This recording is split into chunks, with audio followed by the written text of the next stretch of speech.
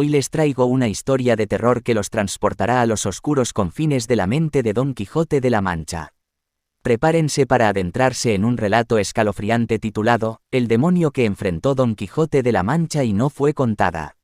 Durante los próximos 3 minutos serán testigos de una batalla épica entre la cordura y la oscuridad, que ha permanecido oculta durante siglos. Permítanme presentarles a Eduardo Mendoza, un renombrado escritor latinoamericano que ha descubierto un manuscrito perdido que revela una versión alternativa de la historia de Don Quijote. En este manuscrito, Eduardo revela un encuentro terrorífico que ha sido deliberadamente excluido de las ediciones clásicas de la novela. La historia comienza cuando Don Quijote y su fiel escudero, Sancho Panza, se encuentran en un pequeño pueblo latinoamericano llamado Santa Lucía. Allí, son convocados por un lugareño, Ángel Montoya, quien les advierte sobre la presencia de un demonio despiadado que aterroriza a los habitantes del lugar. Don Quijote, siempre dispuesto a enfrentarse a los desafíos más temibles, decide emprender una búsqueda para enfrentar al demonio y proteger al pueblo.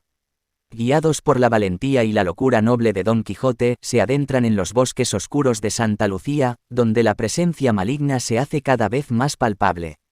A medida que avanzan, Don Quijote y Sancho Panza se enfrentan a terribles pruebas y visiones aterradoras.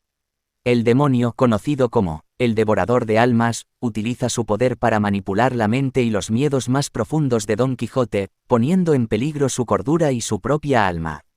Enfrentados a su mayor desafío hasta el momento, Don Quijote y Sancho Panza luchan contra las fuerzas oscuras que amenazan con consumirlos.